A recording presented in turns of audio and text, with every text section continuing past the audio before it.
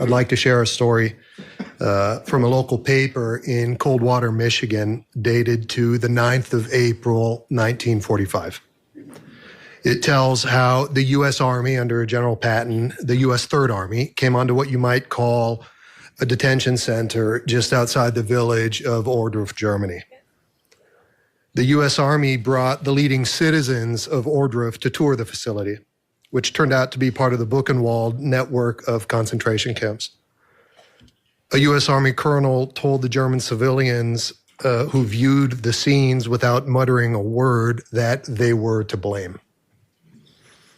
One of the Germans replied that what happened in the camp was, quote, done by a few people, and you cannot blame us all. And the American, who could have been any one of our grandfathers, said, this was done by those that the German people chose to lead them, and all are responsible. The morning after the tour, the mayor of Ohrdruf killed himself.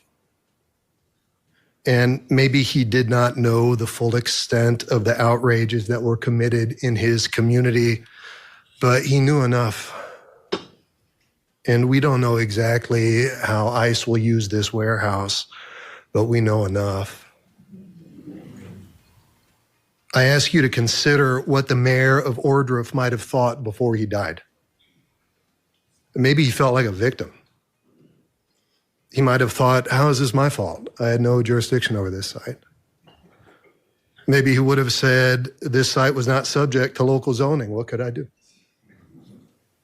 But I think when he reflected on the suffering that occurred at this camp just outside of town, that those words would have sounded hollow even to him.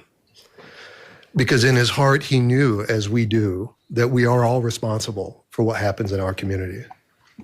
And I urge the council to take action to stop or stall, or at the barest minimum, to think creatively about how to exercise oversight over this proposed ICE facility. Thank you.